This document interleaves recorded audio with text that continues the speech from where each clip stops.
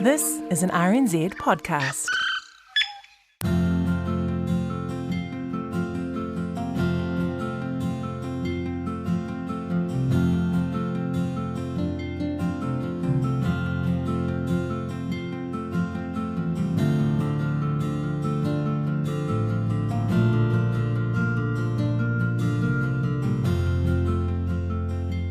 Hi, Bruce Hopkins here. Welcome to The Long Way Home, my podcast covering my trek, a novice tramper's trek of Te Araroa, from Cape Reinga to Bluff, and then I'm going on to Stewart Island. This week's episode covers my arrival back in Auckland, very welcome rest day, and then through on to Hamilton. Thanks for listening.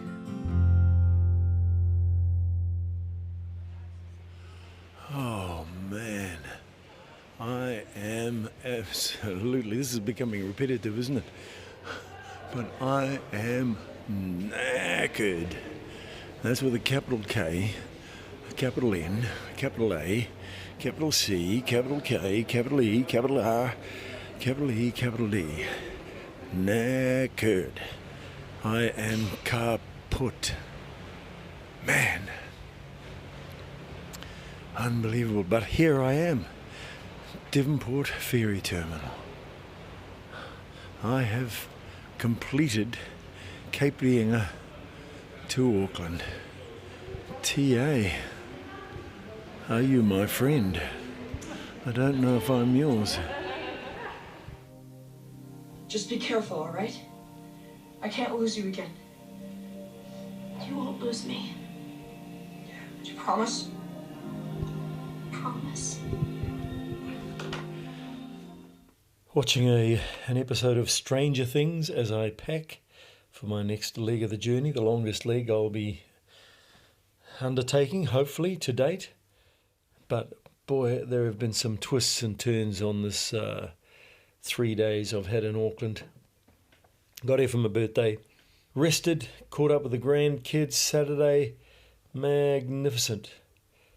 However, little twist occurred. I dropped Charlie, I had Gracie and Charlie, and I dropped Charlie at a birthday party at Cornwall Park. I took my little pouch, my waist belt pouch that I carry the microphone, the camera from RNZ. My father and brother's ashes are in a little attachment that's on that pouch. Somewhere along the line, I have lost the pouch. I can visualize taking the microphone out of it, looking at the camera, thinking I don't need that.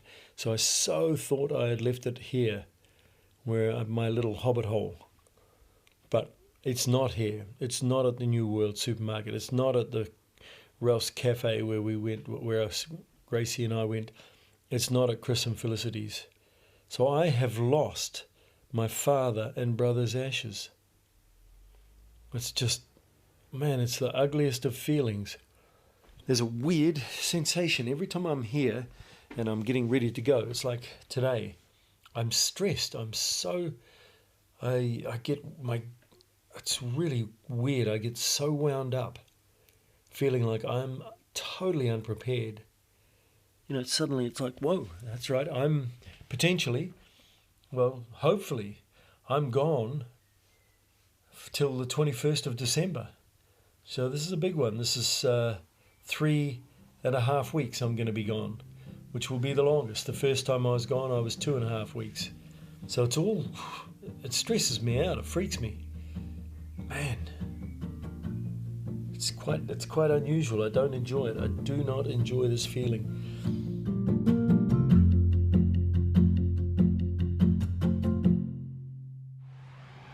So here we are at 9:30, Tuesday, 28th of November. I'm at Auckland Airport. I've decided, bugger it, I'll fly. Much easier than walking. No, the trail goes out past the airport. So I'm picking up where I left off and heading toward Clevedon. I am feeling pretty flash. I've got 2 pair of hiking boots, both broken in nicely, but of course, I've had the toe blisters and all of that sort of thing. More and more of the trail walkers that I come across, especially the people from overseas who are pretty bloody experienced, they wear trail running shoes for this stuff. And so I went yesterday and I've spent the money and purchased myself a pair of trail running shoes. But with that and the new pouch, it's all about $400 or so.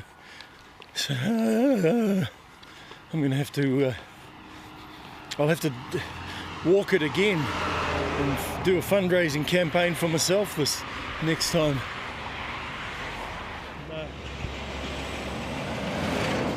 Wow, I think I've hit upon, this is Alfriston Road, comes up to Brookby Road, heading on out to Clevedon. This is definitely the worst of the road sections I have walked to date. And I think I read in some of the postings online from others who are walking the trail that they're avoiding this. They're getting rides to Mercer to avoid this whole Clevedon setup the way it is at the moment with the Hunuas. The tracks in the Hunuas are closed still from the flooding earlier this year, and with this traffic the way it is on this road, you're right next to it. There's a whole section of the road that's just the small gravel. They're doing road work, so you're in the dust and you've got trucks barreling down past the quarry. And I'm accompanied on this section of the walk by a young fellow by the name of Duncan Wilson. He biked around the coast of New Zealand. Well, I set off on the 2nd of January 2015, and it took me 8 months, and came in August 29th 2015, having completed an entire loop of Aotearoa, New Zealand.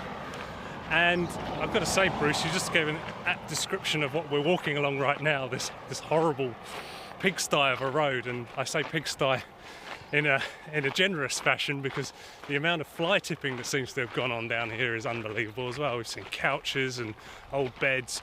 Give me the coastline of New Zealand any day is what I'm trying to say, I think.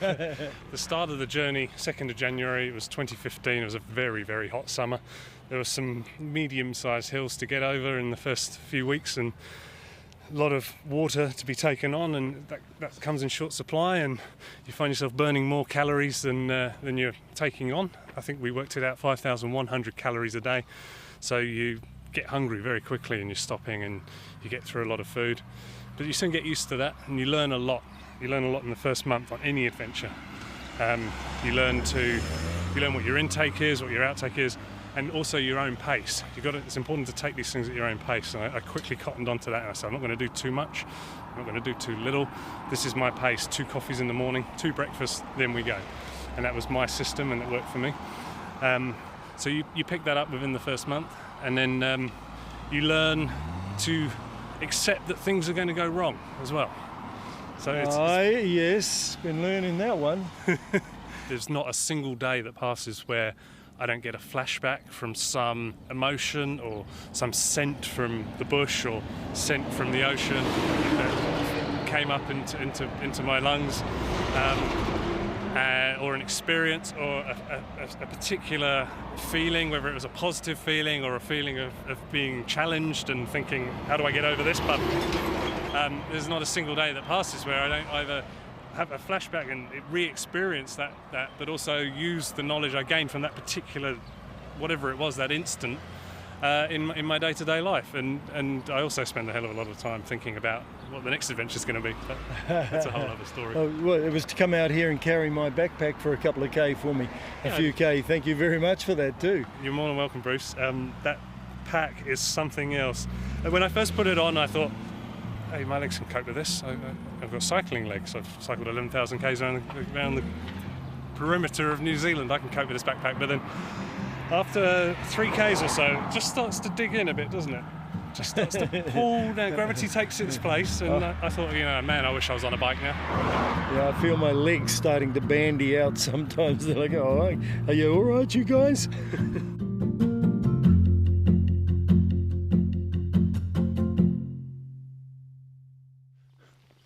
Back on the road again. Got away about 8:30 this morning from my wonderful friends Neil and Megan's in Clevedon, just out of Clevedon. A lot better this morning. Once I'm underway, kind of feel okay about it. It's just that anxiety of departing, the lack of confidence. I find that so bizarre, the way it attacks me and robs me of my ability to think straight. The fact that I have somehow misplaced my father and brother's ashes, of course, and someone did point out to me, they said, well, you still carry them in your heart. So, and my father and brother would love that even more. Oh, bloody beauty. Here, you carry us in your heart, mate. Oh, excellent. Cynical old buggers, they would. So out in some paddocks, walking alongside the Mangatawhiri stream. And it's worse than a potholed road, because it's where massive numbers of cattle, obviously over the years, have trod in wet conditions, and so when it dries there's not one square inch of even ground. Today's odour brought to you by cow shit. So I'd hate to think how much of this has leached through the soil, and when there's a crap like that, there will have been urine as well, bucket loads like cows do. Did you know that today's Did You Know brought to you by the crap of cows? Did you know that a dairy cow defecates and urinates as much as 21 human beings every day? So New Zealand has 6.4, this was a couple of years ago, so it's probably closer to 6.67 now million dairy cattle. Therefore, ladies and gentlemen, every day we have throughout New Zealand the equivalent of 6.4 million times 21, 134 million, I think that's right. I'm trying to remember, I worked it out one time. I think it's 134 million, the equivalent of 134 million people having a dump and taking a pee all over New Zealand. That's what's happening all over the land with the intensification of dairying in this country. So yeah, it's an issue that needs to be addressed. Stand me under a tree and call me its trunk. By crikey, it's pleasant to get in the shade. It's been a bloody hot day, walking to Mercer, and here I am. Oh, never has Mercer appeared so beautiful, so welcoming. Here we are. Oh look, there's even the owner of the pub. So I just got to chat to you. You're standing outside Podger's place, welcoming me. What's going on? What's your name? I'm Sandra, I'm the Walker Stalker.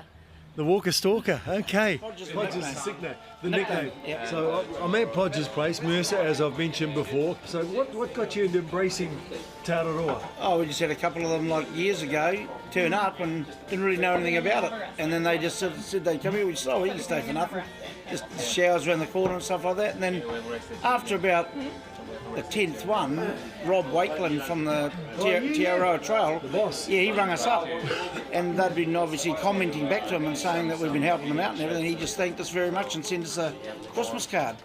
And he said, you're doing great. So we just put on the website, they could all come here, stay for nothing, have showers and stuff for nothing. They all come in and have a beer and something to eat, mate, it works out, it's great. You got to get behind them, mate, because there's like, 1 minute you got one, then you got 16, then you got, like we had 16 here the other night, looked like a refugee camp, but it was awesome. They're not using anything that's going to hurt us, so just to give them an experience, because it's a good experience for overseas people, Send more!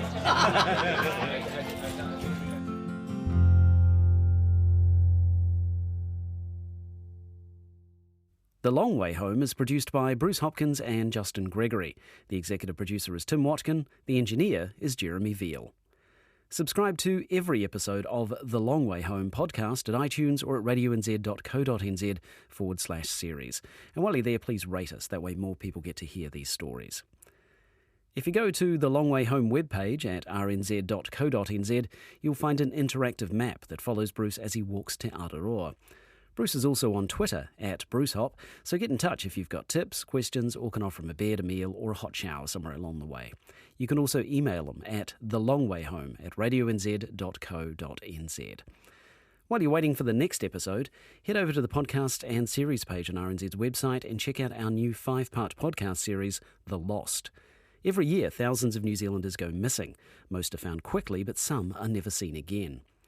The Lost digs into some of those missing persons cases and talks to the families about their quests for answers and the hole left by those who have disappeared.